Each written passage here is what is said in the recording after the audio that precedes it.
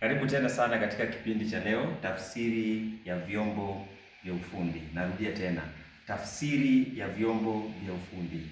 Chombo cha kwanza, hand saw, au ukipenda kwa jina jingine wewe inaitwa hack saw.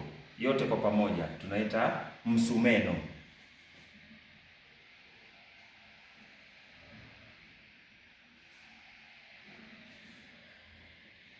Tafsiri ya pili, screwdriver.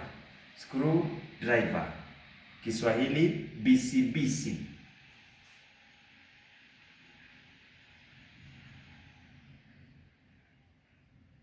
Neno moja. Kisha screw ambayo inatolewa na screwdriver, katika lugha ya Kiswahili tunaita parafujo.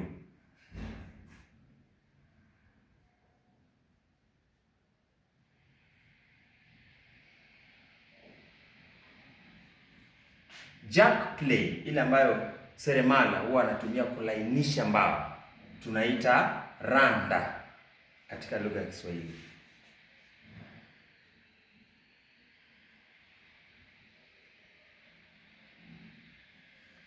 Kisha tuna pliers, ile ambayo inaweza tumika kung'oa misumari katika sehemu fulani ama kukatakata nyaya hivi wakati fulani. Pia tuita koleo.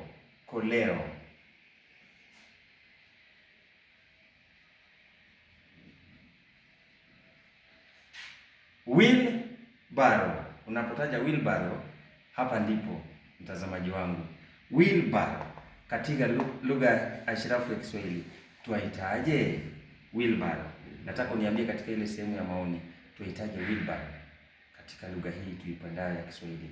Kazi kwako mtazamaji. Tape measure, ile ambayo pia seremala anatumia kupima kabla hajaunda samani, maana ya furniture, samani, tunaita utepe.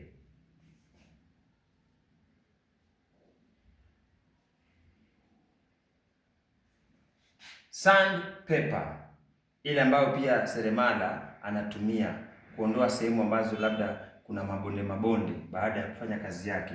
Kwa hivyo tuita sandpaper msasa.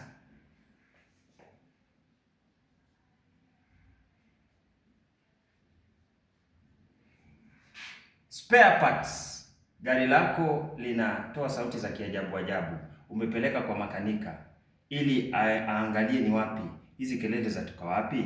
Kwa hivyo spare parts zile ambazo zitabadilishwa, katika lugha ya Kiswahili tunaita vipuri.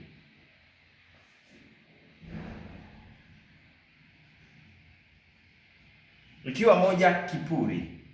Yakiwa niseme zaidi ya moja, ikiwa zaidi ya moja ni vipuri. Haya, kajak, gari limeharibika, unataka kubadilisha gurudumu, kajak utaweka chini. Kwa hivyo kajak katika lugha ashirafu ya Kiswahili tuaita jeki.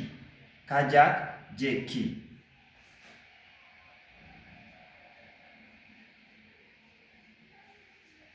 Kwa hivyo mtazamaji, nimekuacha na swali, tuaitaje wheelbarrow katika lugha ya Kiswahili?